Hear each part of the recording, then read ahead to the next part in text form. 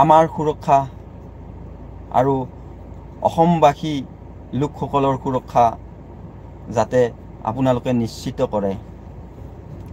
কাৰণ যিমানেই সামাজিক মাধ্যমত এইবোৰ কথা ভাইৰেল হৈ আছে আৰু মানুহৰ মুখে মুখে চৰ্চা হৈ আছে, সিমানেই আমাৰ ভয় শংকাবোৰ মন মগজুত, হৃদয় অন্তৰত বাঢ়ি গৈ আছে।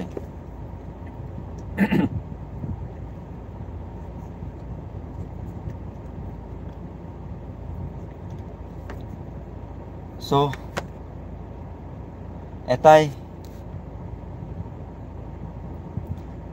আহ্বান কৰিম সকলো ৰাইজক, অসমবাসী ৰাইজক, আপোনালোকে সকলো ক্ষেত্ৰতে ৰাজনীতি বা ৰাজনৈতিক ক্ষেত্ৰৰ কথাবোৰ টানি লৈ নানিব। ৰাজনীতি কৰা মানুহে ৰাজনীতি কৰিব, ইয়াত আমাৰ ক'বলগীয়া নাই। কিন্তু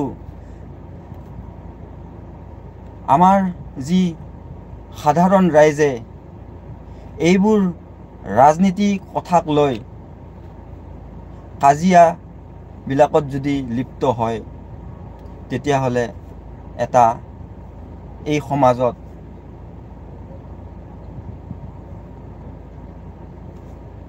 বেয়া বাৰ্তা যাব পাৰে।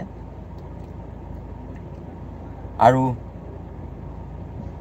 সকলো ৰাইজে বুজি উঠা উচিত যে ৰাজনীতিৰ কথাবোৰ আপোনালোকে নিজে নিজে চৰ্চা কৰিলেও কাৰো লগত যাতে তৰ্ক বিতৰ্কত লিপ্ত নহয়।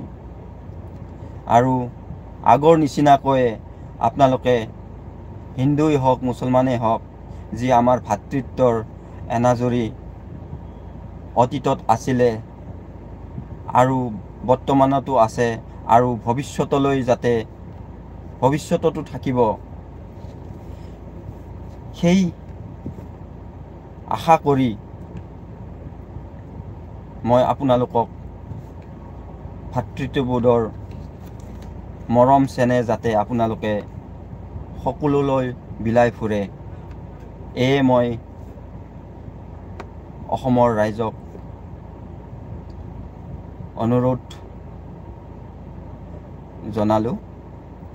আৰু শেষত এইখিনিয়ে কয়, যদি মোৰ এইখিনি কথা কোৱাত কিবা ভুল হৈছে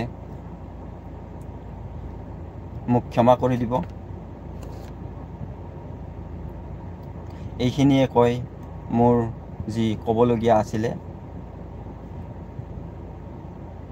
মোৰ লাইভটো ইয়াতে সমাপ্ত কৰিম। ধন্যবাদ।